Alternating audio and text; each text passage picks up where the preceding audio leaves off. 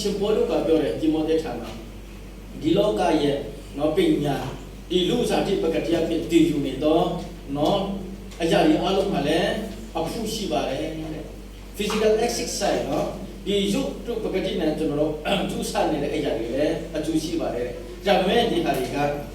မခံဘူးတဲ့မကြည်မြဲဘူးတဲ့ဝိညာဉ်ကြီးရောက်ဖက်မှာကျွန်တော်တို့ကျူးဆနေတဲ့ဝိညာဉ်ကြီးရအတွက်ကျွန်တော်တို့အသက်ရှင်နေတဲ့အရာပဲ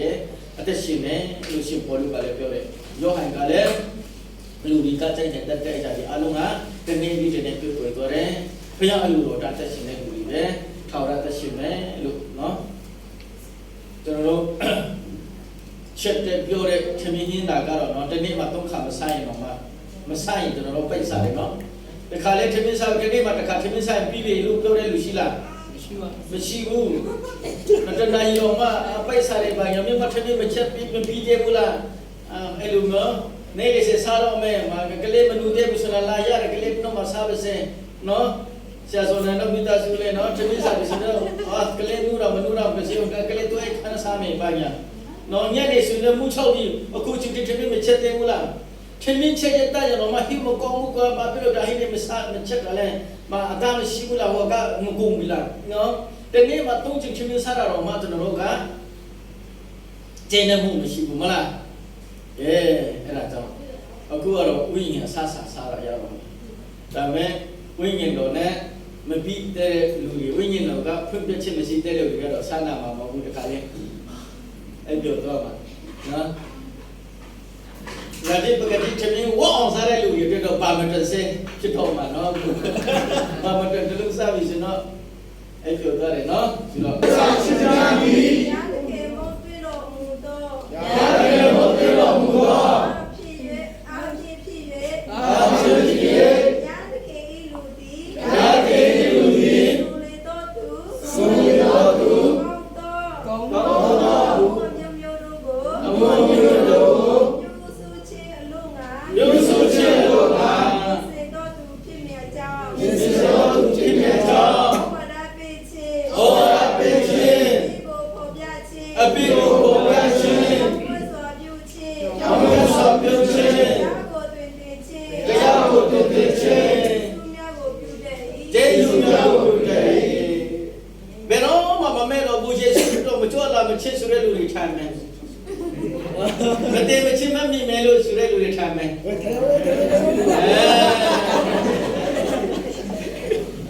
ဒီနေ့မှာဖုန်းပဲကပွတ်တယ်ကျွန်တော်တို့ထထချင်းနော်စူတောင်းတယ်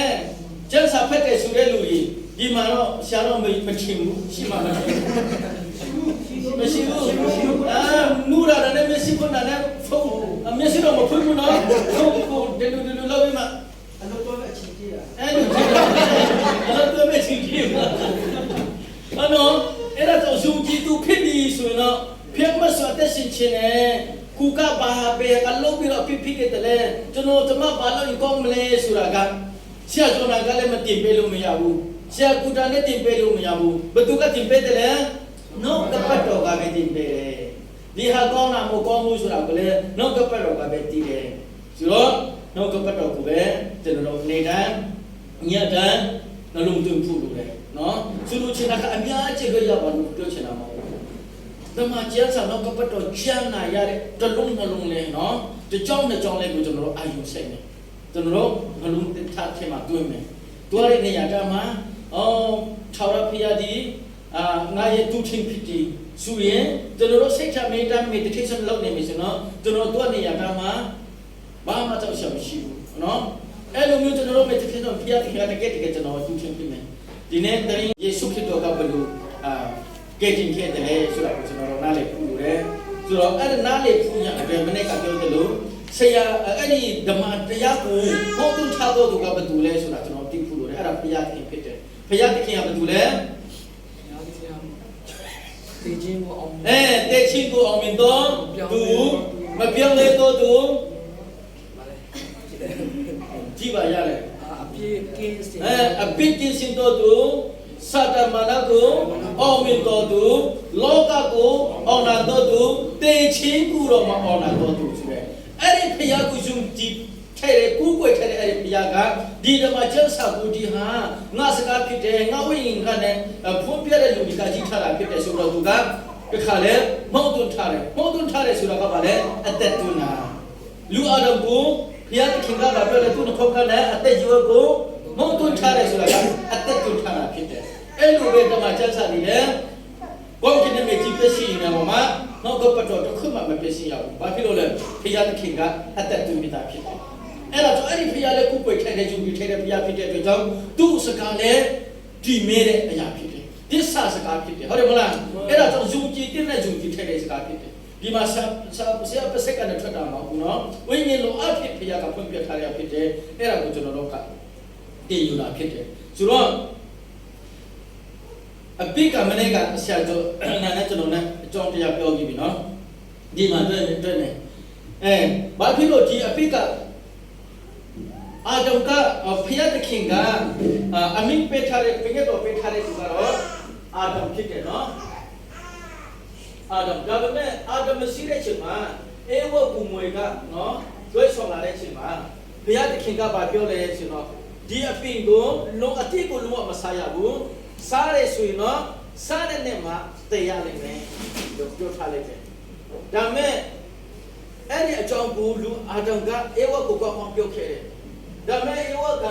ဒီမွေကြီးလာတဲ့ချိန်မှာဧဝစီမှာပြောလဲဆိုတော့ဘုရားသခင်ကနင်တို့ဒီအပင်ကိုလုံးဝမဆာရဘူးလို့ပြောခဲ့တကယ်ပြောခဲ့သလားမပြောဘူးအကုန်လုံးဆက်ခတ်နေအကုန်လုံးကောင်းနေဒါပေမဲ့ဒီအလေကအပင်ကတော့အဲ့ဒီအလေအပင်ကဘာဖြစ်လဲအသက်အပင်နဲ့ကောင်းမကောင်းကိုခွဲချက်တာတော့အဲ့ဒီတတိကတော့လုံးဝမဆာရဘူးလို့ပြောတယ်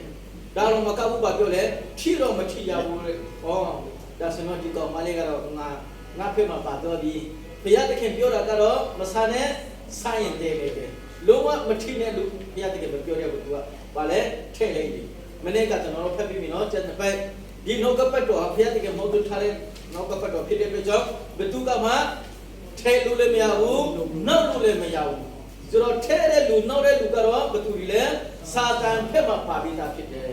အဲ့ဒါကြောင့်နောက်ကပတ်တော်ကိုနားထောင်တဲ့ချိန်မှာတရားကိုနားတဲ့အချိန်မှာသူပြောတဲ့ကဘုရားစကားဟုတ်သလားဒီတမန်ချက်ထိတ်ကကျွန်တော်တို့ကိုတင်ပေးသလားဒါမှမဟုတ်သူရဲ့ယူပါယုံနော်သူရဲ့အမင်သူစာဖတ်ထားတဲ့ဟာတရားဟောသလားဆိုတော့ကျွန်တော်တို့နားလေအဓိကအဲ့ဒါခရိယာယုံကြည်သူတို့ပြောပြီးဆိုနိုင်ငံချက်အမေရိကန်ဩစတြေးလျပြန်ဖြစ်လို့ထင်မချင်းနဲ့ဟုတ်တယ်မဟုတ်လားနောက်ကပတ်တော်နဲ့အသက်ရှင်တာမရှိဘူးလားအဲ့ဒါနိုင်ငံတကာနော်စပီကာဖြစ်မယ်နော်အခုခါမှာဒါပေမဲ့သူဟောရတဲ့ဟာကသူရဲ့တက်တဲ့ခံချက်ကသူ့ဘုအကြောင်းနေပဲနောက်ကြောင်းနေပဲတက်တဲ့ခံတာယေရှုခရစ်တော်အကြောင်းတက်တဲ့ခံတာအဲ့ဒါလိုပဲဘုရားသခင်ကပြောတာလေဒီမှာငါရဲ့ကဲတင်ချစ်တရားအကြောင်းကိုတော့ပြီးတော့လူတကာတော့ဟောပါနော်ငါရဲ့နောက်လိုက်ဖြစ်စေတော့ဘူးငါတပည့်ဖြစ်စေတော့ဘူးယုံကြည်တော့သူဟာခမဲတော်တော်ဝိညာဉ်တော်ဘုရားနာမတော်ဖြင့်ယဉ်ချစ်မိကြလားပဲပါအဲ့ဒီလိုကဲတင်ချစ်တရားအကြောင်းကိုဟောပြောနေမယ်ဆိုတော့ဘာပြောလဲကက်ကဘာကိုစုပြီးအဖြစ်တင်တော့တဲ့အတူငါအတူတူပါရှိမယ်ယေရှုခရစ်တော်ကပါပြီးသားဖြစ်တယ်ဆိုတော့ဒီနေ့မှာဒီနောက်ကပတ်တော်တိုင်းကဲတင်ချင်းတရားအကြောင်းမဟောပဲနဲ့နော်ကိုဘဝနောက်မှာရှိတဲ့ဘဝတွေကျွန်တော်အရှင်တို့ကတော့တူဖြစ်တဲ့အဲ့လိုမျိုးတွေပေါ့နော်အထွေအကြုံတွေရှင်းပြတဲ့လူတွေကတော့ဆရာတော့တိတ်မယုံဘူးနော်တော့ကပတ်တော်အတိုင်းဆိုတော့ဒီလူလောက်ရင်တော့ကောင်းချင်မင်္ဂလာခံစားရမယ်ဥပမာကွာတစ်ထောင်လူတော့တောင်းရမယ်ဆူတောင်းပေးမယ်ဆိုတဲ့ဟာမျိုးလဲကြံစာမှာမရှိဘူး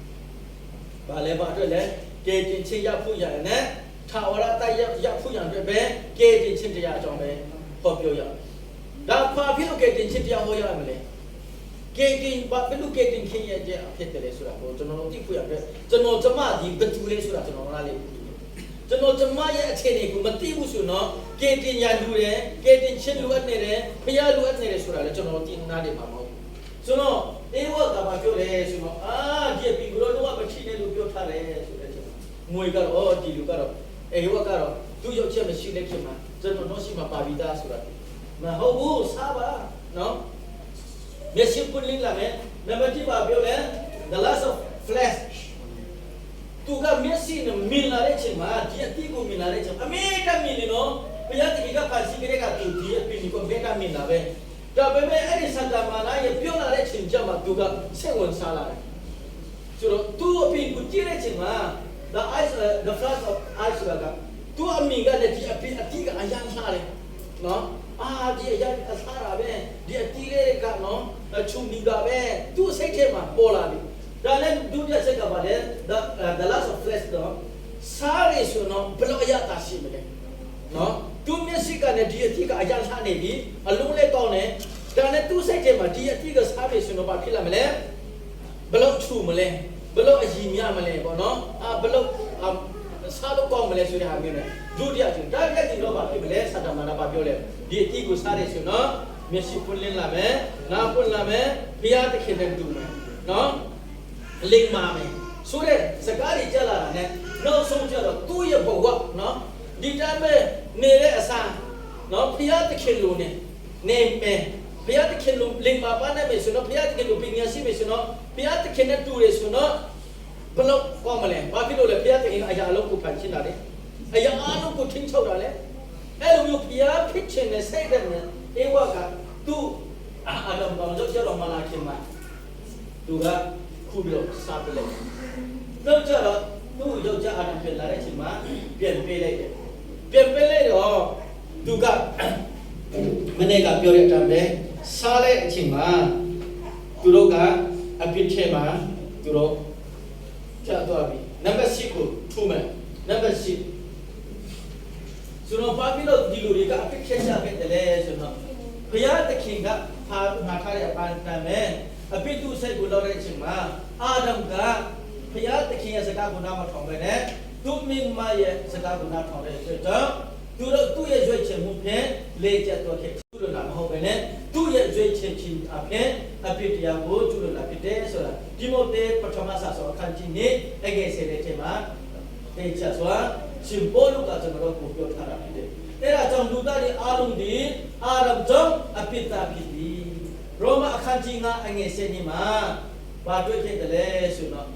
ဘယ်သူမှဒီလောကမှာဖြော့မတဲ့လူတယောက်မှမရှိဘုရားသခင်ကိုလိုက်ဆက်တော်လူတယောက်မှမရှိတော့တယောက်တော့ဓမ္မကျမ်းစာဖတ်ပြအောင်ရောမအခန်းကြီး3အငယ်9ကဖတ်ပြအောင်ရောမအခန်းကြီး9sorry အခန်းကြီး3အငယ်9ကနဲ့ဆက်နှစ်ဖြစ်ဖတ်ပြပါနောက်ကနေကျွန်တော်လည်းရှုကြရအောင်ဒီချိုင်းတွေ့ဖြစ်လို့ရှန်နဲ့ပြဿနာချိုင်းလို့လူခန့်ထဲမှာကိုဆိုအစိတ်အတော့ရှိစံပြင်းချလာရပြီဆိုတော့ဖတ်တာကြားတယ်နော်ဟေလတာလူပဲဖြစ်ဖြစ်ဣသရေလလူမျိုးပဲဖြစ်ဖြစ်အာဒမ်ကနမွေးဖော်ရလေလူတာရီအလုံးဟာဖြောင့်မတော်သူမရှိတော့ဘူးမရှိတော့မကဘူးတယောက်မှမရှိဘူးတဲ့နော်အဲ့ဒါကြောင့်ဒီနေ့ကျွန်တော်ဓမ္မဟာကောင်းပါတယ်ကျွန်တော်စိတ်လေးမတော့ဘူးကျွန်တော်စားတာလေးမငုံဘူးအရက်လေးမတော့ဘူးကျွန်တော်ပုံမှန်ပြတောင်းတက်တယ်ကျွန်တော်ပုံမှန်လူငွေထဲတယ်ကျွန်တော်ပုံမှန် privacy ကိုဆောင်တယ်ဆိုရအမျိုးနဲ့နော်ကျွန်တော်ဓမ္မကောင်းတယ်လို့မထင်နဲ့ဒီတော့ကပတ်တော်မှာပြောတယ်ဘယ်သူကမကောင်းတဲ့လူမရှိဘူးဘုရားကိုလည်းရှင်တော်သူတယောက်မှမရှိဘူးဖြောင့်မတ်တော်တန်ရှင်းတော်လူတယောက်မှမရှိတော့ဘူးဘာဖြစ်လို့လဲအာဒမ်ရဲ့အပြစ်ကြောင့်လူသားတွေအလုံးဟာအပြစ်ဖြစ်တယ်ရောမခန်းချင်းကအငယ်ရှင်ကြီးဆက်ဖက်ပါအောင်ဘယ်သူတွေ့မယ်လဲနော်ရောမခန်းချင်းကအငယ်ရှင်နဲ့ဖက်မယ်ဆိုတော့လူသားတွေအလုံးဟာဖြောင့်မတ်တဲ့လူတယောက်မှမရှိဘူးဖက်ပါသားဒီကြောင့်ဒီကဒီတရားဒီတရားမှာတဲ့ဒီလိုပါတော့ဒီတရားအပြင်ဒီချင်းတရားဒီဘူပေါင်းတော့ဒီလိုတော့ဒီချင်းတော်တို့လောက်ကြားလားကြားလားကြားတယ်လူတူတယောက်ကြောင့်ဘယ်အဲ့ဒါဘာတူလဲအာဒမ်ကြောင့်လူသားတွေအလုံးဟာအပြစ်ဖြစ်တဲ့အတွက်ကြောင့်အဲ့ဒီအပြစ်ကဘာကိုယူဆောင်လာတယ်လဲသေခြင်း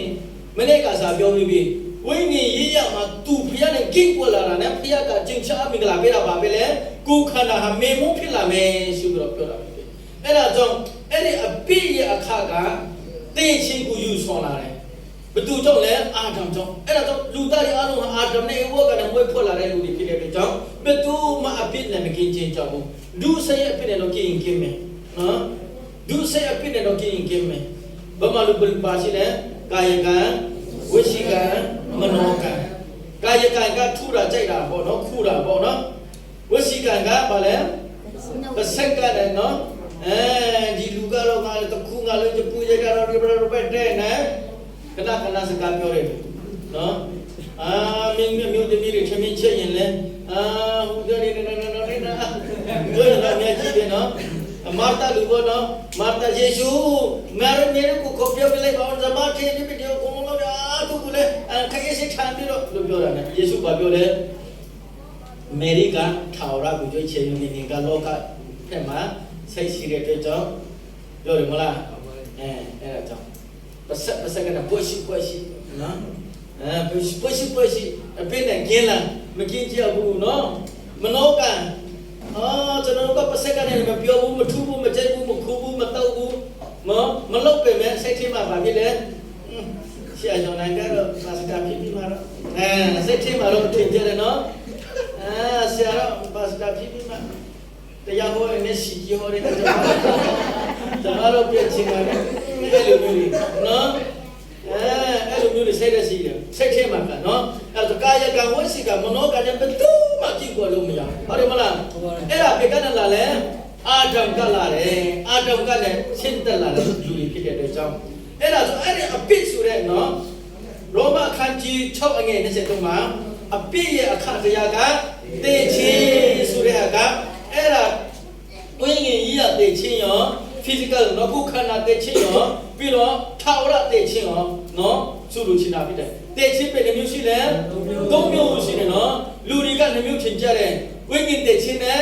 ခုခန္ဓာတေချင်းအဲ့လိုပြောကြတယ်မဟုတ်ဘူးတေချင်း၃မျိုးရှိတယ်ဝိညာဉ်ကြီးရမှာတေချင်းပထမဒုတိယတေချင်းကခုခန္ဓာတေချင်းတတိယတေချင်းကဝိညာဉ်ထာဝရတေချင်းဖြစ်တယ်ဟုတ်တယ်မလားအဲ့ဒါဆိုအသက်ရှင်ခြင်းနဲ့ဝိညာဉ်ကြီးရမှာအသက်ရှင်တဲ့လူရှိတယ်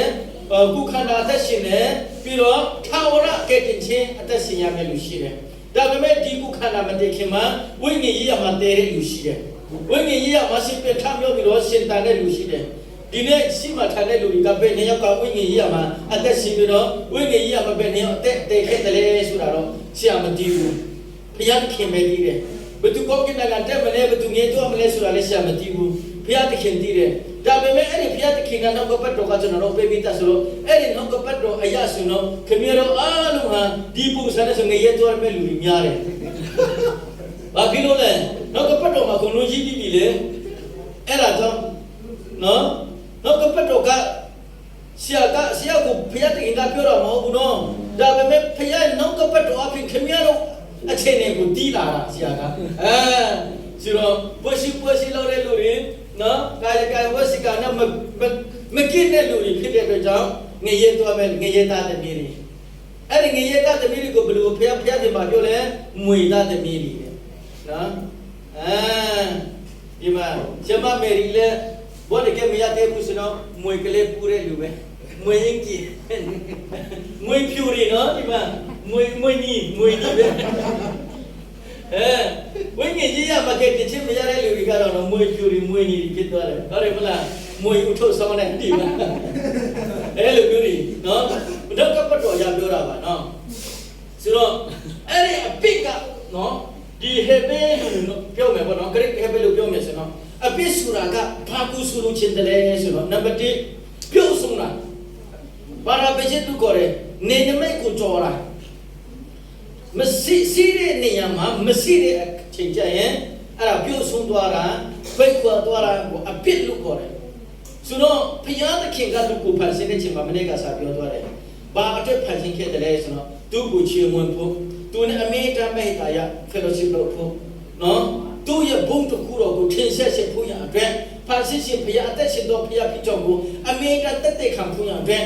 အာတမေယောကိုဖန်ဆင်းခဲ့တာဖြစ်တယ်ဒါပေမဲ့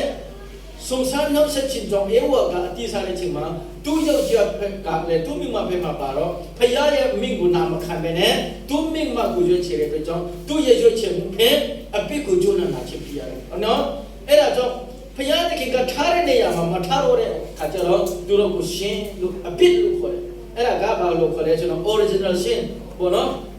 တဘာဝအဖြစ် visa အဖြစ်ပေါ့ visa အဖြစ်ဖြစ်ရချင်ကဖခင်တခင်ခေါ်တာဖျားထားတဲ့နေရာကနေပြုတ်ဆုံးသွားတာဖြစ်တယ်ဥပမာပြောမယ်ကျွန်တော်တို့ပစီတစ်ခုခုမနေ့ကဒီကျွန်တော်မေ့သွားတာ အဲ့ထဲမှာထည့်ထားတယ်လို့ထင်တာနဲ့ဟိုတို့အဲ့ထဲမှာမထည့်ဘဲနဲ့အခုရအခုလည်းပဲကျွန်တော်အဲ့ထဲမှာထည့်ထားလိုက်တော့အေးရောက်ဒီမှာပစီထောက်တဲ့ချိန်မှာမတွေ့ဘူးအဲ့ဒါကြမကြဘူးရှာအကြောကဒီမှာရှိတယ်ရှာတင်ထားတယ်ဆိုတော့တပ်ပူနဲ့ပူထားလိုက်တယ်ဆိုတော့ပြုတ်တော့တာဗောနော်ကျွန်တော်ထားတဲ့နေရာမှာမရှိတဲ့ချိန်ကျတော့ဒီဟာကပါတော့လေပြုတ်တဲ့သဘောဖြစ်သွားတယ်ပြုတ်ဆုံးသွားတယ်ဒါပေမဲ့ဒီနေ့ပြန်တွေ့တာဗောနော်အဲ့လိုပဲဘုရားသခင်ကသူ့နမိတ်တရားဖွင့်ဖို့သူ့ကိုချီးမွမ်းဖို့သူ့ဘုလို့ထင်ရှားဖို့ရကျွန်တော်တို့ကိုဖန်ဆင်းတာဖြစ်တယ်ကျွန်တော်တို့ကိုသူ့ပုံစံနဲ့ဖန်ဆင်းတာဖြစ်တယ်ဒါပေမဲ့ကျွန်တော်တို့ကသူ့ဘုလို့လည်းမထင်ရှားတော့ဘူးသူ့ကိုလည်းမေတ္တာမချီးမွမ်းတော့ဘူးသူနဲ့မေတ္တာရမဖွင့်နိုင်ဘူးနော်ဒီဂျုပ်ဖိရဲ့နေမှာတနာရင်မေတ္တာရဖွင့်မယ်ဆိုတော့မှမဖွင့်ချင်တော့ဘူးလေနော်မနေ့ပါတော့ပြီးဥပမာညနေပါပဲတော့မယ်မနေ့ပါပဲတော့မယ်အဲ့လိုမျိုးပေါ့နော်တနည်းတော့လည်းမြတ်ကြီးပဲပြောမယ်ဆိုတော့ဒီချင်းကြရင်ဘုရားကကျွန်တော်တို့ကိုပြောတော်သူလို့ခေါ်ချင်တယ်စီးတဲ့နေရာမှာမရှိတဲ့ဟာကိုပြောတော်သူလို့ခေါ်တယ်ပြီးတော့စီးတဲ့နေရာမှာမရှိတဲ့ချင်းကြရင်ဒီလူကအလုံးဝတုံ့ဝင်တော့ဒီပစီကလည်းတုံ့ဝင်တော့ဟုတ်တယ်မလားမစွနဲ့နော်你都白天嘛把戏嘞，一个，啊，都不是的，戏嘞喏，都戏里来看的么啦，比，这边面啦，没面部，jun啦，没jun哈，没jun部嘞，没jun部不啦，白天嘛比部嘞看的嘞，这个罗个，这个jun啦，没jun部嘞，没面部嘞，好的么啦，把皮路嘞地啦，那个戏个都戏的那样晒天嘛戏喽，好的么啦。သူဆိုင်ထဲမှာရှိဖို့ကမရှိမနဲ့အပြင်ထွက်လာတဲ့ချင်းကျတော့ဘသူကမကချင်းကျဘူးကောလားအငါချီလေကတော့ကဒီနေ့ဒေတာစားတယ်လောက်တယ်လို့မရှိလားမရှိဘူးနော်အဲ့ဒါရှိတဲ့နေရာမှာရှိတယ်ဆိုတော့အသုံးဝင်တယ်ကျွန်တော်တို့ဝါရလေပိတ်ပြီးတော့ဝါရတော့လှုပ်ချက်တာဘောနော်သူမရှိတဲ့နေရာမှာအိမ်သာထဲသွားပြီဆိုတော့နာနေဘသူကမှလည်းမလို့အဲ့လိုမျိုးတွေuno nama uno boleh pada cuma uno mini boleh pada betul kalau boleh so no tu ya dah siapa bala nci jangan uno le pada oleh motorcycle dah silu nci ga no asa ini asa cai nak oh jangan sesuai ga lauda di sesuai yang nci di ga no lauda deh bukan ada era no siapa sih na tapi di nci deh tu ni yang mesti deh cuma picture bisa no betul ke mah? Yang cakap lucu lah. Dia hos ya dia kan. Dia hos ni nak tu kan nasi dulu le. Cuci dulu. Beef tu lah. Tapi sini pun tu memang sama le begitu le. Begitu. Yang mau cakap lucu. Dia kan lo. खेलों में आप उसे क्या मारते हैं? चलो नचीले कि खेमा सीरे चिमारो बाबा प्योर तो दाम सीउ no betul mana saya mempebu no mesire ni ya cuma terkadang pola betul ni no alo kuda pipa mana saya elu so pio cina ga pihak terkingga cenderung thal cina ni asyik tu pun rotin siapa tu kucing pun tu kuku punဟုတ်တယ်မလားသူနဲ့အမေတမိတ်တယ်လို့ဖွင့်ဖို့ဖျားခင်ကကျွန်တော်တို့ကိုသူ့ပုံတော်နဲ့ဖန်ဆင်းထားတယ်ဒါပေမဲ့ကျွန်တော်တို့ဒီဖျားထားတဲ့နေရာမှာကျွန်တော်တို့မရှိတော့တဲ့အတွက်ကြောင့်ဘသူကမရှိတော့လေကျွန်တော်တို့ရောက်အဖို့အာဒမ်ကဖျားစကားကနာမထောင်တဲ့အတွက်ကြောင့်ဗီဇအပစ်ဆိုတာလူသားတမန်ကျွန်တော်တို့ခံစားရတာဖြစ်တယ်ဆိုတော့ဆာလန်ငါစတိစာဂျွန်ခံပါအောင်ပြီးတော့ယောဘအခန်းကြီးလေးjob no job kanji le age second go job era ta baong sala kanji nga seti sala nga seti tika ne nga ka ne fa ရောပြရကြ nga ကျွန်တော်ဒီငွေစားကားပဲအပြစ်ပါတဲ့ရှိပါပြီအမင်းဝမ်းချင်းမှာပဋိတိတွေယူစေမယ်အပြစ်ဆွေးပါပြီဟုတ်ပြီကျေးဇူးတင်တယ်အဲ့ဆာလန်ဘဲငါဆက်ရှိကိုဆက်တော့ပါဆာလန်ငါဆက်ရှိတော့ဘော job အခန်းကြီးလေး 看起来喏，angin jobအငယ်ဆက်ခွန် ，OK， တွေ့လားဆာလန်ငါဆက်ရှိအငယ်သုံး မတရားသူတို့တွေ အမီဝဲဒီမှာစာရဲရိုင်းတော့သဘောရှိကြ၏ဝေကလေးကလမ်းတွေဗုဒ္ဓစကားကိုပြောနေကြ၏ကြားလားကဲမထနော်ကဲဆရာလုံးဝဖတ်ပါဒေတာတော့လူဒီဖြတ်ခင်ရှေမှာခမချင်းရှိတော့လူတော်ဝါဒီနာစင်တော်မလို့အရှင်ရှေမှာအရှင်ချင်းရှိရတော့ရပြီအခန်းကြီးရှေကကိုဆက်ဖြတ်ပါအခန်းကြီးရှေကအငယ်ရှေလေးအခန်းကြီးရှေကငယ်ရှေလေးလူဒီအဘေတော့ဖြစ်ပြီးလက်ရှိနိုင်တယ်အိမ်မှာပေါ်တော့သူဒီရေတော့ဖြစ်ပြီးဖြောင်းမနိုင်တယ်ကဲဒီမှာဆရာတော်ညောဖတ်တော်တဲ့ကျမ်းပိုင်းမှာအကုန်လုံးရှင်းနေနော်လူဟာအမိဝတ်ပိတ်ချက်ကလည်းအပိတ္တာဖြစ်တယ်မွေးစားကပြင်ကျွန်တော်တို့အပိလူစိတ်ကိုကျိုးလွန်တယ်လို့ဖြစ်တယ်မိမကလည်းမွေးထားတော်သူမြေဒီကဖြောင့်မတ်တော်သူတယောက်မှမရှိဘူးမိမဝတ်ပိတ်ချက်ကလည်းမွေးဖို့တဲ့လူကဘယ်သူကဖြောင့်မတ်နိုင်မလဲဆိုတော့ခုနရောမခန်းကြီး3ထဲမှာပြောလဲလူအာဒမ်နဲ့အေဝကလည်းမွေးဖို့ရလေလူသားအာဒါလုံးဟာဗီဇအပိနဲ့ဘယ်သူမှမကင်ဘူးကာယကဝစီကမနောကလည်းဘယ်သူမှမကင်ဘူးကျွန်တော်အပိတ္တပြောဖြစ်တယ်ဆိုတာဝန်ခံမှသာလေယေရှုခရစ်တော်ရဲ့ကယ်တင်ခြင်းမှာကျွန်တော်တို့ပါဝင်လာမှာဖြစ်တယ်ယေရှုခရစ်တော်ဟာဘယ်သူတွေအတွက်တည်းတယ်လဲငါဟာအပိတ္တဖြစ်တယ်ကျွန်တော်ဒီထောင်ရငရေကိုတွားရမယ်လူတယောက်ဖြစ်တယ်ဆိုတဲ့ဝန်ခံပြီးတော့တည်တဲ့လူတွေအတွက်ပဲယေရှုခရစ်တော်လည်းဝတ်တာမှာသိခံတယ်အဲ့ဒီနော်တတရားနဲ့ယေရှုဖက်မှာတွားတဲ့လူတွေလက်ခံတဲ့သူကတည်းထောင်ရအသက်ကိုရရှိတာဖြစ်တယ်တမီးပြောမယ်ဆိုတော့ရှင်ပေါလုကပြောတယ်ယေရှုခရစ်တော်ဟာလည်းဝတ်တာမှာကပလူသားတွေအားလုံးအတွက်အသက်ခံနေဆိုတာမှန်ပေမဲ့သူ့ကိုယ်ယုံကြည်တော်သူတာလည်းကယ်တင်ခြင်းရမယ်လို့ရှင်ပေါလုကလည်းတိတိကျကျပြောထားပြီးသားဖြစ်တယ်ယေရှုခရစ်လည်းဝတ်တာမှာတေရာကဒီလောကလူသားတွေအားလုံးကိုကယ်တင်ဖို့ရသူတည်တော်တာဖြစ်တယ်ဒါပေမဲ့သူ့ကိုယ်ယုံကြည်တော်သူတာလည်းကယ်တင်ခြင်းတော်ရောက်မယ်ဖြစ်တယ်ဆိုတာကိုဓမ္မကျမ်းစာကပေါ်ပြထားတယ်အဲ့ဒါကြောင့်ကျွန်တော်တို့ဟာအမိဝတ်မိတ်ထက်ကလည်းကျွန်တော်တို့ကအပိတ္တဖြစ်တယ်ဆိုတာကိုကျမ်းစာမှာပေါ်ပြထားတယ်ဂျေရမီအခန်းကြီး2အငယ်20မှာမမမီလည်းဟောဗာလဲဖတ်ထားလေပေါ့နော် notebook လေးမှာပဲရေးထားလိုက်နောက်မှာလည်းပြကြည့်အောင်ဂျေရမီအခန်းကြီး2အငယ်20မှာဘယ်လိုရေးထားလဲဆိုတော့ဆက်ပြနဲ့အခုဒီနေ့ကျွန်တော်အမေသားဗာနဲ့ချက်လဲပြာနဲ့နော်ဆက်ပြနဲ့ရေချိုးတော်လဲပြာနဲ့ဆေးကြောတော်လဲဘယ်သူမှမတက်ရှင်းနိုင်ဘူးဇေရမီထဲမှာတွေ့တယ်နော်ဆရာဇော်ဘောပြောပါရဲ့ရေးထားတယ်နော်အဲ့လိုဘယ်လိုရေးထားလဲဆက်ပြနဲ့ဗာနဲ့ပြောလဲဒီပေါ်ဆက်ပြန်နေရေချိုးရေချက်ပေါ်ဆက်ပြန်အများကိုတော့ဒီအပြည့်ကြီးကဆက်ရှိမှာပြာကြီးနဲ့ပဲဘလို့ပဲပတ်ထွက်ကျွန်တော်တို့ငယ်တို့ကလည်းဆက်ပြကဲဒီမှာကြည့်မယ်အားလုံးဒီလောကသားတွေမြေပေါ်မှာရှိတဲ့လူသားတွေအားလုံးဟာတယောက်မှအပြစ်နဲ့မကင်းတော့ဘူးဒီလူသားတွေအားလုံးဟာထာဝရငရေတွေ့ရမယ့်လူတွေဖြစ်တယ်ဒါပေမဲ့ဘုရားသခင်ကသူ့ပုံတရာနဲ့အညီသူ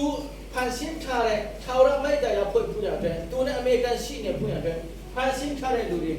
သူအသက်ဇီဝကိုနှာခေါင်းထဲမှာမောင်းသွင်းထားတဲ့သူ့ရဲ့ဝိညာဉ်ကိုသူနဲ့ထာဝရကင်းကိုဘုရားဖျားတဲ့လူတော်ရှိတော့ဘုရားသခင်က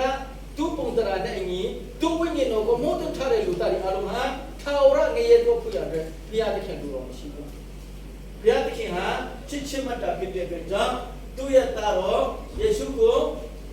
ဒီလောကမှာဆေလွတ်ချခံရတယ်ဆိုတော့ဒီမှာယောဟန်ခန်းကြီးတော့ငယ်16ခုလုံးရတယ်နော်ဘုရားသခင်ဒီကဲအားလုံးဖတ်မယ်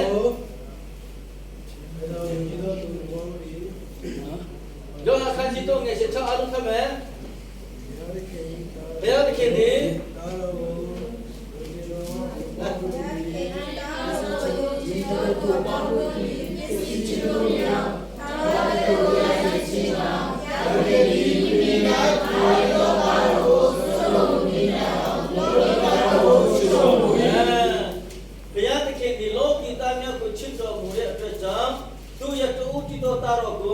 ဒီလောကမှာ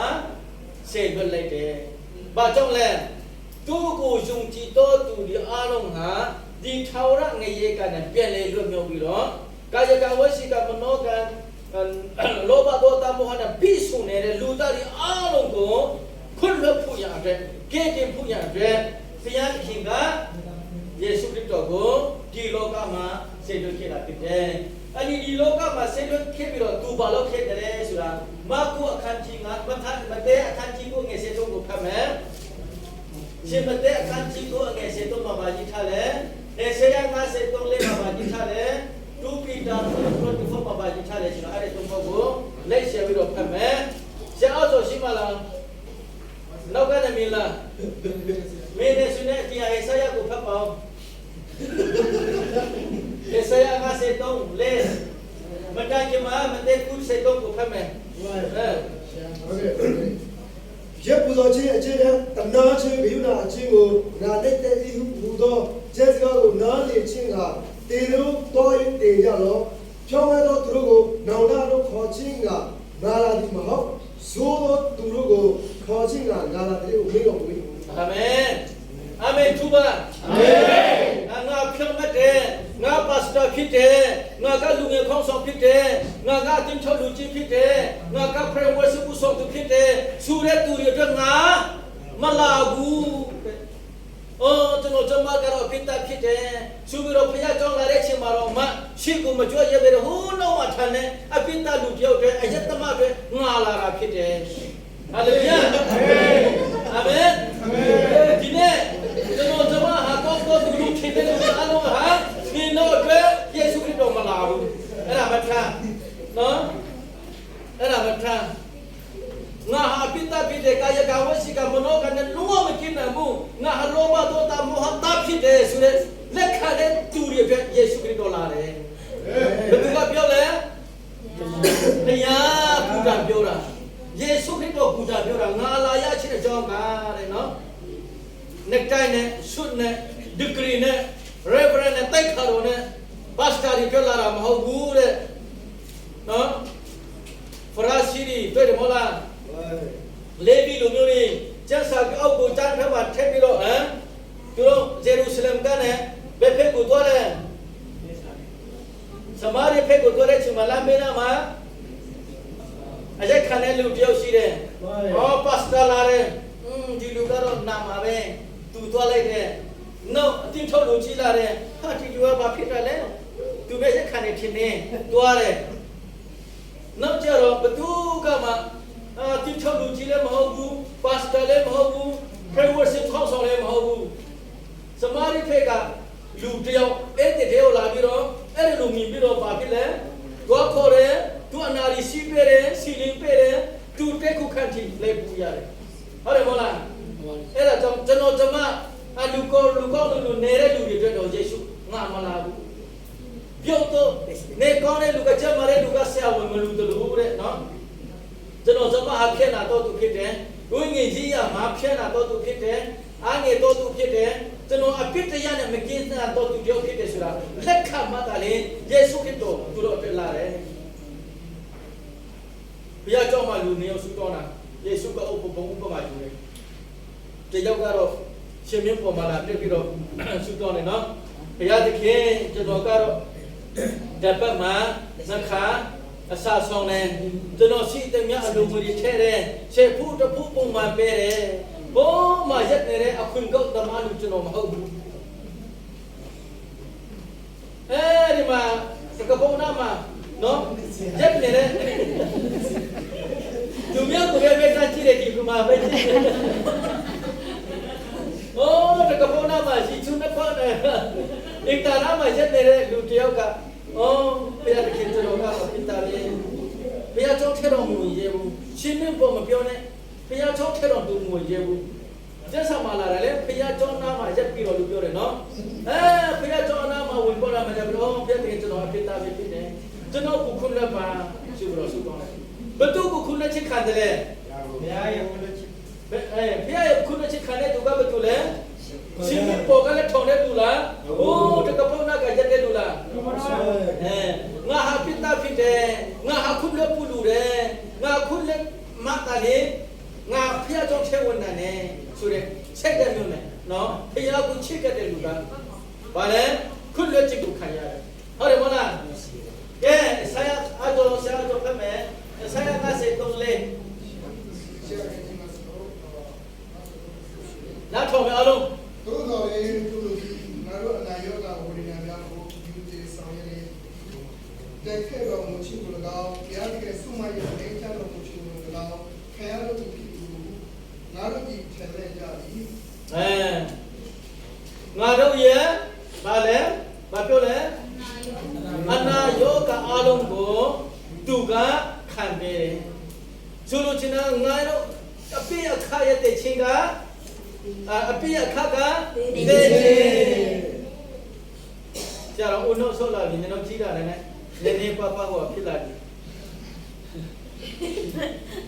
အပိရဲ့အခါကတေးဒုစေအပိရဲ့အခါကပါလေဒီလားအပိဒီစားအပိရဲ့အခါကတေးချင်းဒုစေအပိရဲ့အခါက ကောင်းကြီးရှုရှုချင်း ဆူကျူချင်းဖျားချင်းနာချင်းဒိုင်တဲ့ချင်းနော်အဲ့ဒါတော့နော်နည်းနည်းပါးပါးခေါင်းခဲ့တယ်ဆိုတော့စဉ်းစားလိုက်တော့နော်နည်းနည်းပါးပါးဖျားပြီးဆိုတော့စဉ်းစားလိုက်တော့ကျွန်တော်ဒုစေပါပြည့်ကျွတ်ခဲ့တယ်လေမနဲ့နော်ညမှာရမူးတော့နော်ညတနာရီလို့ဆိုတော့ရှိစားတလားမမင်းအဲ့လိုမျိုးတွေခဘူးတဲ့လူရှိလားလက်ထောက်အောင် ရှိပါရဲ့ နော်ညမှာအချက်နေညတော့ပြီးမှနော်ညအဲ့တဲ့ချိန်မှာအရာကြီးစားတယ်ဆရာဆိုလည်းအဲ့မထင်းမှာတော့ချောမတော့ကြီးတောက်လိုက်ရတယ်ဒီကတည်းကမခွတ်ချီတယ်နော်ပမာပြီးမှမခွတ်တုံးခွတ်တော့စနေမခွတ်လေခုံးနေအဲ့ရဗဒီနာမှာထားပြီးတော့လေညလူလာတဲ့စတနာရီလို့ဆိုတော့တောက်လိုက်ရတယ်အဲ့တော့မလားမနေ့စောစောလူလာတော့ဘာဖြစ်လဲ ကောင်းကိုက် ကောင်းကြတယ်အဲ့ဒီနေရာပြန်သွားပြန်ဖြီးမနေ့စောစောတော့ဖြီးစေတော့ပြန်လာပြီးတော့ထမင်းစားအဲ့ဒီမှာညနေ3နာရီလို့ဆိုတော့ပြန်ကြိုက်ပြန်သွားဒီလိုနဲ့မတန်တရားအဲ့ဒီမလားအဲ့ဒါဘာတူလဲအယက်တမအဲ့ဒီလူတွေယေရှုလာတာဖြစ်တယ်အဲ့ဒါမလားကျွန်တော်ကတော့ရက်လည်းမတော့ဘူးဆက်လည်းမတော့ဘူးစနေစကူဆရာလည်းလောက်တယ်လူငယ်မလည်းကောက်ဆောင်လောက်တဲ့လူတွေကတော့သွားဘာလဲပြန်မချင်းတဲ့ချင်းကနေဘယ်သူမှကောင်းကင်နိုင်ငံကြောက်တာမှာမဟုတ်ဘူးအဲ့ဒါကြောင့်ဒီမှာကျွန်တော်ဒီချက်ပိုက်ကိုကျွန်တော်အကုန်လုံးဖတ်တဲ့ချိန်မှာနံပါတ်1ဘုရားသခင်ကကျွန်တော်တို့ကိုချစ်တဲ့အတွက်ကြောင့်ဒီလောကသားထဲမှာကျွန်တော်တို့ပါတယ်အဲ့ဒီထဲမှာကျွန်တော်ဓမ္မဟာအပိတ္တကာယကဝစီကမနောကနဲ့လောဘဒေါသမောဟနဲ့မကိနိုင်တဲ့လူဖြစ်တယ်ဆိုတဲ့လူတွေအတွက်ယေရှုဒီလောကမှာကြွလာပြီးတော့အဲ့ဒီယေရှုကအဲ့ဒီဓမ္မပေးမှာလဲအဲ့ဒီတခုကပေးမှာလဲနော်အဲ့ဒီလူစုကနော်မိဘတွေကမချစ်နာတော့လေလူသူငယ်ချင်းဒီရှိမှမတွက်တာနဲ့မရှိနာတော့လူဘယ်နဲ့ချင်းထောင်ချက်ခဲ့ဘူးတလဲအဲ့ဒီလူစုဒီပြေမှာရှိတယ်ဆိုပြီးတော့ယေရှုကတုံးတဲ့တုံးမလုံးဒီလောကမှာလည်းရှိတယ်အဲ့ဒါတော့ယေရှုကပြေမှာတော့လေအခွင့်ကောက်သမားတွေနော်ဇကေကြောက်ဘူးလားဟုတ်တယ်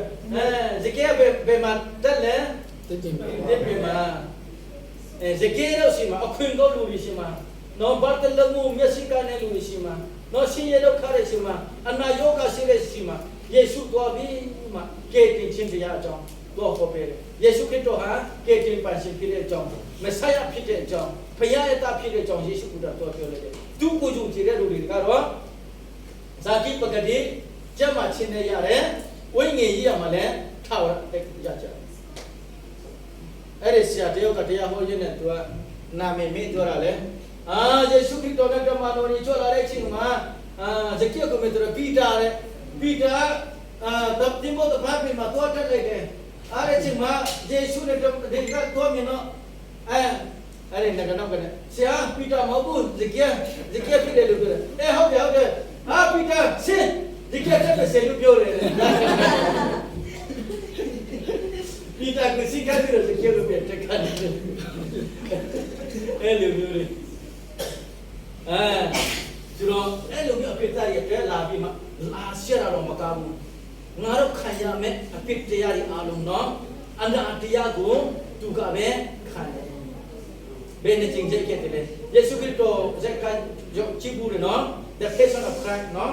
တွေ့တဲ့ချွေးနေဒီဟာတွေကကျွန်တော်တို့ဒုစရိုက်အပြစ်ကြောင့်ခံရမယ့်ဟာတွေက ယေရှုခရစ်တော်ကဘုံလုံးခံတယ်နော်အဲ့ဒါကြောင့်ဒီသုံးခုဟာယေရှုခရစ်တော်ကကျွန်တော်တို့အပြည့်ခံပေးတာဖြစ်တယ်ဒါတော့ပြီးတော့မှဘာဖြစ်လဲယေရှုခရစ်တော်ဘယ်မှာတည်ခံလဲ လာဝါက သူကကြင်ချအမင်္ဂလာစိတ်ချကိုခံရပြီမှာအဲ့ဒီဗီဇာအပြည့်အခါကတည်ချအဲ့ဒီအတွက်ယေရှုခရစ်တော်ဒီလောကကမှာအသေးခံရရှိဖြစ်တယ်ယေရှုခရစ်တော်ကအသေးမခံမဲ့နဲ့ကျွန်တော်တို့ကတင်လို့ရတယ်နော်သူပါစက်တစ်ခုပြောတာနဲ့ကျွန်တော်တို့ကတင်လို့ရတယ်လေဘုရားသခင်ကလည်းသူ့သားကိုမစပြောပဲနဲ့ဒီလူတွေကတော့ငါခုလက်တယ်ကွာဒီတော့အပြစ်နဲ့ငါခုလက်ပြီလို့ပြောလို့ရတယ်ဒါပေမဲ့လွယ်လွယ်ကူကူနဲ့မလုပ်ဘူးဘုရားသခင်ကကေတင်ချင်းတရားကိုကျွန်တော်တို့ကေတင်ချင်းရဖို့ရတဲ့ညစ်ပေါ်လေးထောင်ရတယ်စစ်စတဲ့အာဒမ်နဲ့အေဝါကအပိကျူလို့နဲ့နေကနေစပြီးတော့ညစ်ပေါ်လေးထောင်တော့မှဘေလီမြို့ကနေယေရှုခရစ်တော်မွေးဖွားလာပြီးတော့အဲဒီ30လောက်မှကျွန်တော်တို့ကိုကေတင်နေတယ်လောကတာပေါ့မလွန်ခဲ့တော့ညစ်ပေါ်ထောင်တာဟုတ်တယ်မလားအဲ့ဒါကြောင့်ဒီကေတင်ချင်းတရားဟာဘုရားသခင်ကပြင်ဆင်ခဲ့တာဘုရားသခင်ကကျွန်တော်တို့ရွေးနှောက်တာလာကေတင်တာဟာညစ်ပေါ်လေးထောင်ချက်ယေရှုခရစ်တော်ကိုယ်တိုင်နဲ့ဘလောက်ခံရခဲ့တယ်ဆိုတော့ကျွန်တော်တို့ဒီနေ့ပြတ်တယ်ကျွန်တော်ဒီလောကကတည်းကဘာဖြစ်လို့အသက်ခံရတယ်ဆိုတာဒီချက်ပိတ်မှာရှိတယ်ဟေဆာယအခန်းကြီး53ငွေ30ပြဖတ်မယ်အခုနဖတ်တဲ့လေနော်အခန်းကြီး ရှိတယ် ရှားတော့အခုနဟာပဲငွေ30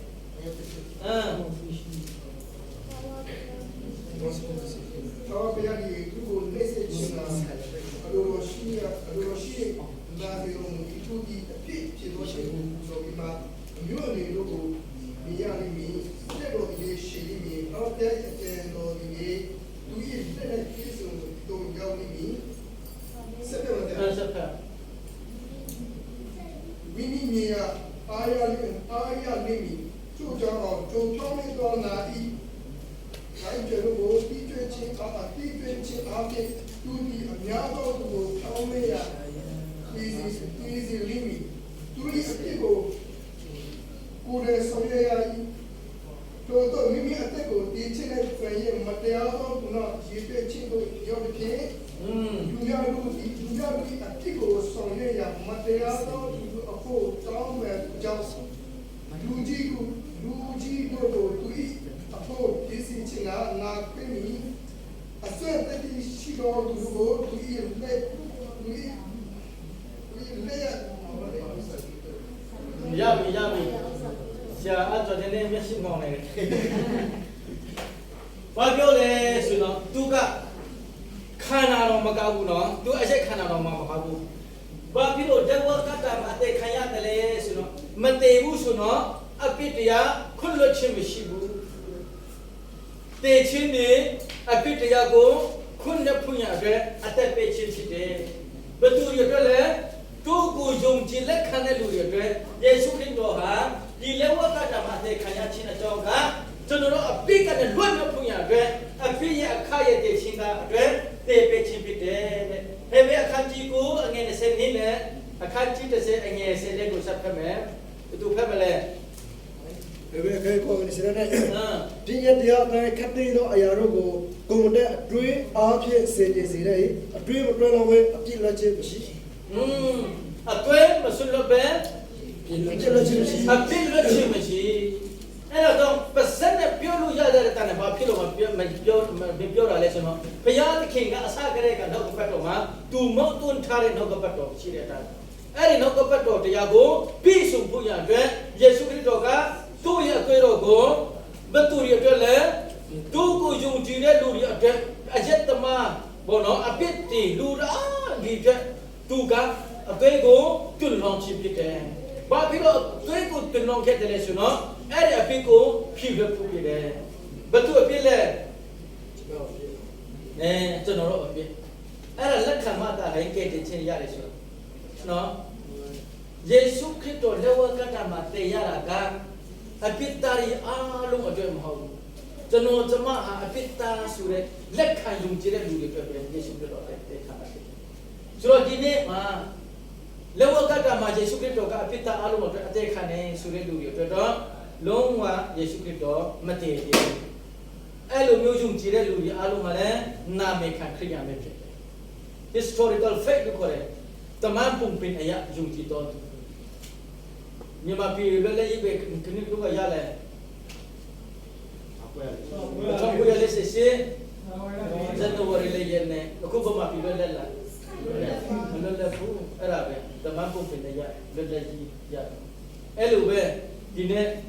နော် historical fact တမန်ပုံပင်အရာယေရှုခရစ်တော်အကြောင်းကိုနာကြောင်းဗာလဲဘယ်လိုပြောလဲဗမာလိုနာကြောင်းဟမ်နာဘယ်လိုပြောလဲလဲမပြောတော့ဘူး ကြောင်း ဟာโอ้ยဂျာဘူးဂျာဘူးနာဝခရယာနီဒီနာအားလုံးလေဂျာဘူးနာဝခရယာနီတေချာစင်စာအဲ့ဒီစကားကိုတေချာစင်စာဂျာဘူးနာဝခင်ဗျားတို့ဘဝစင်စာကြည့်အောင်ဘာဖြစ်လို့ဒီကိုလာခဲ့တယ်လဲကျွန်တော်သမခရယာဖြစ်လို့ဘာဖြစ်လို့ခရယာဖြစ်တယ်လဲဂျာဘူးနာဝခရယာဖြစ်လို့အဲ့တော့ဒီနေ့ရှာဒီတိုင်းကိုလာပေးတာဘုရားသခင်ကစေလို့တော့နော်အရင်ကခရယာဖြစ်တဲ့ဟာတွေခရယာရင်တော့ယုံကြည်တဲ့ဟာတွေအရင်ကဖြစ်တဲ့ဟာတွေခဏထားလိုက်အောင်ဒီနေ့တော့နော်ပါမမဟုတ်တဲ့သူငယ်ကလူတဘောထားခင်ဗျာလူခဲတဲ့ဘဝအကြောင်းကိုမေ့ပြလိုက်အောင်ဟိုနေ့တကူမှရှာဟောတဲ့အခါမျိုးနော်လူခဲလို့ဘဝက physical နဲ့လောက်ခဲတဲ့အရာတွေအလုံးကိုမေ့ပြလိုက်ဝိညာဉ်ကြီးရမှာကျွန်တော်တို့ကျမတို့ဘယ်လိုသက်ရှင်မလဲဘုရားသခင်ကကျွန်တော်ကျမကိုဘာလို့အပ်တယ်လဲဆိုတော့ဒီနေ့စဉ်းစားကြည့်အဲ့ဒါကြောင့်ဗီဇအပိရဲ့အခါကတိတ်ချင်းအတွက်ကြောင့်ယေရှုခရစ်တော်လည်းဝါကတာမှာတည်ချင်းပြီမတည်ဘဲနဲ့ကတည်လို့ရတယ်လေဒါပေမဲ့နောက်ကပတ်တော်မှာရှိပြီးသားကောင်းကင်နဲ့မြေကြီးပြည့်စုံနေမပြည့်စုံတဲ့နောက်ကပတ်တော်ကိုပြည့်စုံဖို့ရတယ်ယေရှုခရစ်တော်လည်းဝါကတာမှာတည်ခါရချင်းဖြစ်တယ်ဟာလေလုယာအဲ့ဒါကိုလူများအတွက်မဟုတ်ဘူးကျွန်တော်ကျမအတွက်လို့ယုံကြည်လက်ခံတဲ့သူတွေအတွက်တာချင်းယေရှုခရစ်တော်လောကတာမှာတည်ခံပြီးတော့ထာဝရအသက်ရတဲ့လူကဒါပဲမနေ့ကပြောသလိုနော်ကောချီဘာဟုတ်အဲ့လိုမျိုးမလုပ်ဘူးဝိညာဉ်တော်နှလုံးသားကလည်းလင်းမာပါနဲ့ဆိုပဲရင်ပါလေရင်ပါလားရင်ပါလင်းမာပါနဲ့ရင်ကြီးဆိုဖြစ်ရှင်းစားတွေ့ခေါ်ပါအဲ့ဒါမှဝိညာဉ်တော်လို့ဘာမှမဟုတ်ရှိကဖြစ်ပြီးတော့ကောင်းတာလည်းတချို့တွေရဆောတော့သူရတဲ့တနာတယ်နော်အဲ့လိုမျိုးကြီးလောက်တတ်တယ်ဆရာလေးလောက်တတ်တယ်ချစ်ထွက်မလားခရရလားကျွန်တော်တော့ပဲကျွန်တော်နောက်ကတဲ့လူကြီးတွေမရောက်ဘူးနော်ခင်ဗျလေးတမန်ကလေးမှာကောက်ွဲပါစေလောက်နာမလားလောက်ပြလားဘာဖြစ်လို့လေးချစ်လေဒီလားနောက်ကလူကြီးတွေကဒီလူကာထားလို့လေသူတို့လေးစေလားနောက်ကနဲ့ကားတဲ့လူကြီးတွေမရှိဘူးဆိုသူတို့လေးစေမှာမဟုတ်ဘူးတရားသိချတယ်အဲ့ဒီစရိကဘာပြောလဲလူကမထောင်းနဲ့ချက်ထုတ်ကိုဒီလိုဘယ်လိုဒီလူချက်မတက်ကြီးစမ်း3မိနစ်ချက်နာမလားမရနိုင်ဘူးအဲ့ဒီစီမှာဒီတယ်နဲ့တချို့လူတွေကရှက်တော့ထွက်ပြသေးတယ်တချို့လူတွေကအဲ့ဒါမျိုးတော့တယ်နော်အဲ့လိုမျိုးဝိညာဉ်တော်ကလုံးမလုပ်ဘူးရောမအခန်းကြီး30ငယ်စတဲ့ဟုတ်မယ်ကဲတင်ချင်းဆရာတို့ကလည်းကဲတင်ချင်းနေယုံကြည်ခြင်းအဖြစ်လာ၏ယုံကြည်ခြင်းအဖြစ်လာ၏ယုံကြည်ခြင်းနေကျမ်းနာခြင်းအဖြစ်လာ၏ကျမ်းနာခြင်းနေပြောဆိုခြင်းအဖြစ်လာ၏ပြောဆိုခြင်းနေယေရှုခရစ်တော်အသေးခံခြင်းတရင်ကောင်းကျမ်းပြောဆိုခြင်းဖြစ်သည်ယေရှုခရစ်တော်အသေးခံခြင်းတရင်ကောင်းဖြစ်တယ်အဲ့ဒါကြောင့်ယေရှုခရစ်တော်ကျွန်တော်ကျမအတွက်လက်ဝါးကတာမှာအသေးခံရတယ်ကျွန်တော်ကျူးလွန်ခဲ့တဲ့ဒုစရိုက်ဖြစ်တဲ့အတွက်သူ့အသေးတော်ကိုကုလုံးတွန်းလွန်ပေးခဲ့တယ်ဒီနေ့ဒီချိန်မှာကျွန်တော်ကျမဟာဖယားသားဖြစ်ပြီးဖယားကခုလွတ်ခြင်းခံရပြီးယေရှုခရစ်တော်ကျွန်တော်ကျမအတွက်အသေးခံပြီးကျွန်တော်အဖြစ်ယေရှုတော်ကဖြည့်လွှတ်ပြီးဆိုတော့ကျွန်တော်တို့ဟာဘုရားရှိခိုးဘယ်သူဖြစ်မလဲတန်ရှင်တော်သူဖျက်မတော်သူဖြစ်တယ်အဲ့ဒီယေရှုခရစ်တော်အသွေးတော်နဲ့တည်ခြင်းကိုလက်မခံတဲ့လူတွေအလုံးဟာဖျက်မတော်သူတယောက်မှမရှိတန်ရှင်တော်သူတယောက်မှမရှိဒါပေမဲ့ဥပမာပြောမယ်ကွာအရှင်တို့ကဆရာကျော်ကခဏမတက်ချက်ပြပါ အရင်တော့ခူးဖို့တယ်နော်ခင်ဗျာခူးဖို့တဲ့အရာတွေအလုံးဒီကလူဘယ်သူမှမကြည့်ဘူးဒါပေမဲ့ခင်ဗျာတယောက်ထည့်တည်တယ်ဟုတ်တယ်မလားဒါပေမဲ့ဒီဟာကပြုတ်ွယ်မလားမပြုတ်ွယ်ဘူးခင်ဗျာတဲတဲ့ချစ်ချင်းမင်းနာမလားမမေ့ဘူးဒါပေမဲ့ဒီနေ့ပြမင်းပြလိုက်ပြီဟာလေလုယာအာမင်ဘုရားချစ်ချပါစေအာမင်ကျေးဇူးတင်တယ်ကဲပြောချင်တဲ့ကပါလဲဒီဖျားသခင်ကခုလွတ်ပဲဆေးကြောပဲအဖြစ်ဒီဟာကနော်သူမျက်စိနှလုံးထဲမှာငါတို့ကျူလို့နဲ့ဖြစ်မဟုတ်ဘူးရှင်းလားဒီလူကတော့တခုပဲဒီလူကတော့ဓမြပဲဒီလူကတော့ယတ္တမပဲလူတွေကတော့မြင်မှာပေါ့ဆရာလေးလူပဲလေအရက်စုလို့ချင်းကပါပြောလဲသူများစိတ်ထဲမှာကျွန်တော်တို့ကအပြစ်သားဖြစ်မယ်တခုဖြစ်မယ်နော်အယတ္တမဖြစ်မယ်ဒါပေမဲ့ယေရှုအတွေ့အကြုံကျွန်တော်ပြီးကိုသူလုပ်ပြီးယေရှုခရစ်တော်ကျွန်တော်အသေးခံပြီးဆိုတော့ဒီနေ့ယုံကြည်လက်ခံတာနဲ့ဖခင်ရဲ့နှလုံးသားထဲမှာကျွန်တော်တို့ဒီဖြောမတော်သူတက်ရှင်တော်သူကောင်းကင်နိုင်ငံမှာပါဝင်တဲ့မိသားစုဖြစ်လာတယ်ဟုတ်ပြီနော်အဲ့ဒါတုံချင်းလောက်ချင်းလေးချင်းဒါဒီဒီမပါဘူးအဲ့ဒါတခုပဲအဲ့ဒါမိကတင်ချင်းကဲ2 Peter 3:8ဘယ်သူဖတ်မလဲ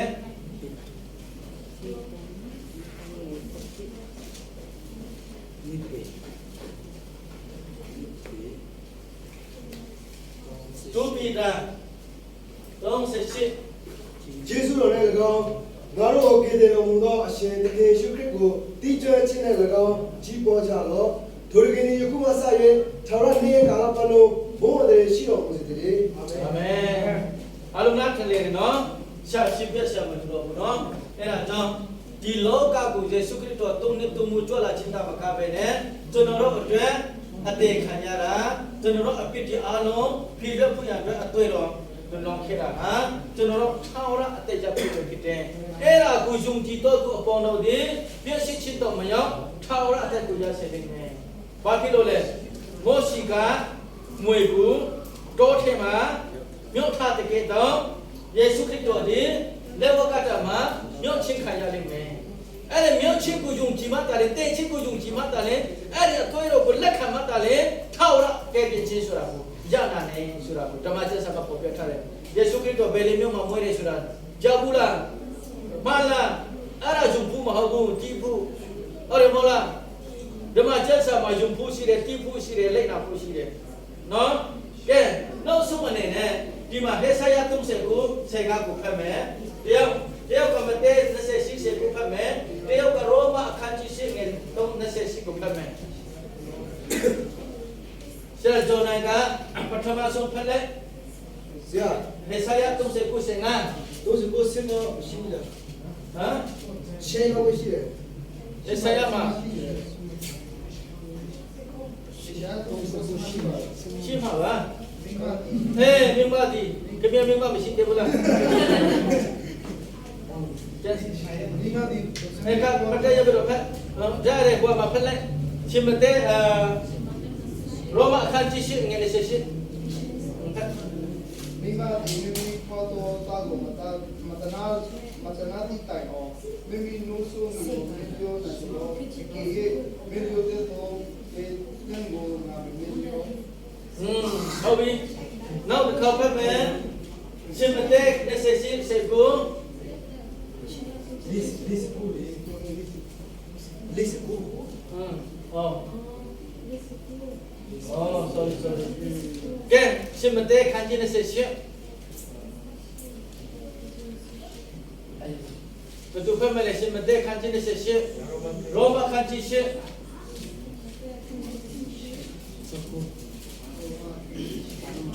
Kendo toyo lumyo regaro ko ngare be phisile ya khamero taro tashino winiro inamaro na badisa ko pe jalo Sapaba ngadi denwa pe de mya do pinya do do saung shau se jin ga suma awara pe jalo ngadi le ka ba kong li lai aw tenyo ne atu asin ma piat shi de hu de be do do min do mi ကက်ကပါဂုံဆုံးတဲ့ကြောင့်တင်တော့တူပါရှိမဲ့အကြောင်းအခုနကဟေဆရာကမိမကသူ့သားသမီးလူစုကလေးကိုဘယ်တော့မှမမေ့နိုင်ခဲ့တယ်လို့ဒီနောက်ကငါဘယ်တော့မှမမေ့ဘူးရောမအခန်းကြီး8ငယ်28ဆရာတေကို ဆက်ဖတ်ပါ တရားစီကိုချစ်တော်သူတွေဟူသောစံစေတော်မူခြင်းအတိုင်းခေါ်တော်မူသောသူတို့၏အကျိုးကိုဖက်ပြီးတော့အရာတို့သည်တည်တည်ညက်တဲ့ပြုစုကြသည်ကိုငါတို့သိကြ၏ဆက်ဖတ်ပါတော့စနေချင်းထင်တယ် တရားကြီးသားတို့သည်အများသောဒီတို့တွင်တောက်ဥဖြစ်တော်မူတဲ့အကြောင်းဘုရားခင်သည်ရှင်မစောကသိတော်မူသောသူတို့ကိုသားတို့၏ဘုရားတော်တည်နေတဲ့ဖြစ်စေခြင်းကရှင်မစေကခွေခံမဲ့တော်မူ၏ထို့သောခွေခံမဲ့တော်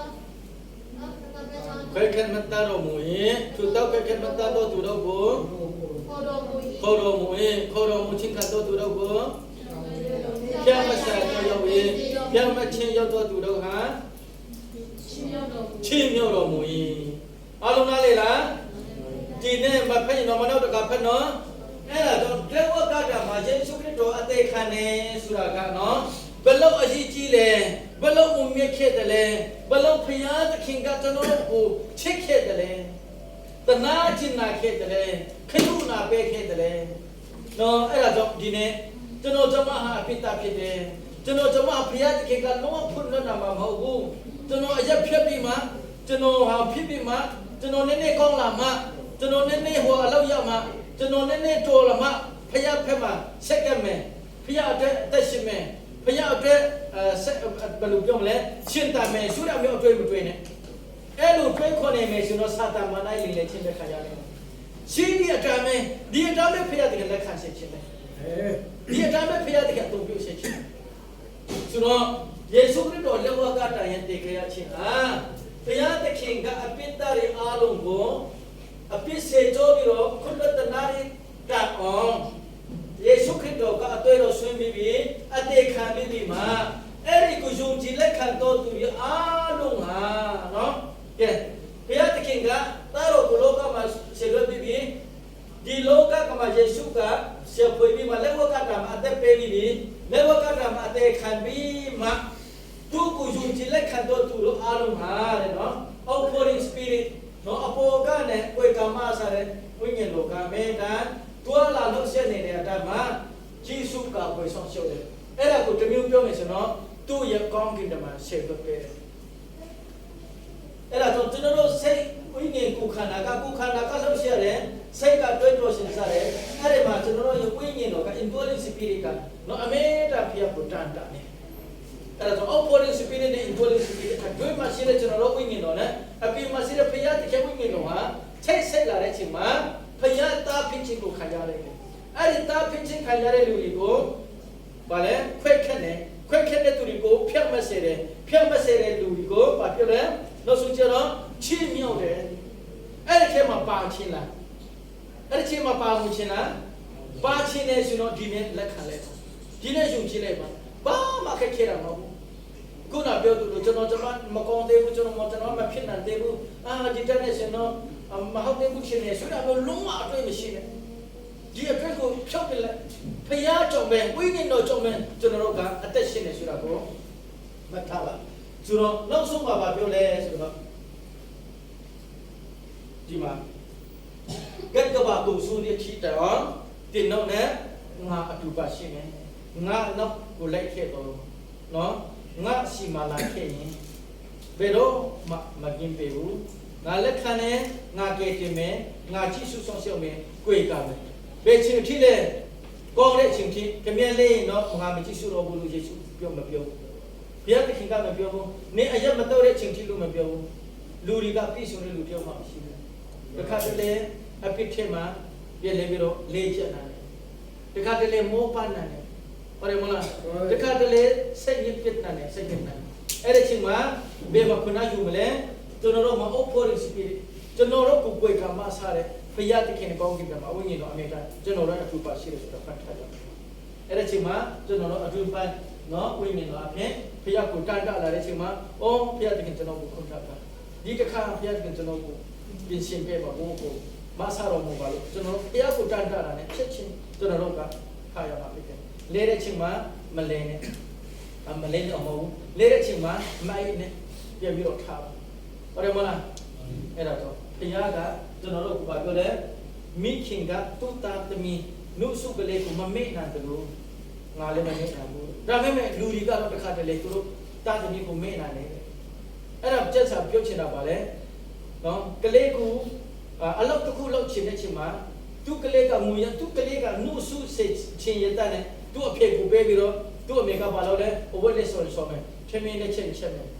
သူ့ကလေးကမူရတဲ့သူ့အဖေကိုပေးတယ်ဘုရားသခင်ကတော့ဒီလိုမျိုးတော့ငါမလုပ်ချင်ဘူးမင်းမလို့မဟုတ်ဘူးလေနော်လူသားလို့မဟုတ်ဘူးအဲ့ဒီမိခင်ကတော့သူ့ကလေးကိုအဲ့လိုဆွတ်လက်တဲ့ချင်းရှိဆွတ်လက်တဲ့ဆိုတာကခုနပြောလို့ပေါ့နော်သူ့ရဲ့အလုပ်ကိစ္စကြောင့်တစ်ခါတည်းညင်ပယ်တဲ့ချင်းရှိဒါပေမဲ့ငါကတော့ဘယ်တော့မှမငင်ပြဘူးငါလက်ထက်မှာမိတ္တပွင့်ရှိချင်တယ်ချစ်ချစ်မတ်တာနံပါတ်2ကဘာပြောလဲချီမြောက်မယ်ဘုရားသခင်ကကျွန်တော်တို့ကိုဆုတောင်းဖို့ညာကျွန်တော်တို့မဆုတောင်းနိုင်တဲ့အချိန်မှာတော့အငယ်26မှာပြန်ဖက်ပေါ်သမီးရောမခန်းကြီးရှိအငယ်26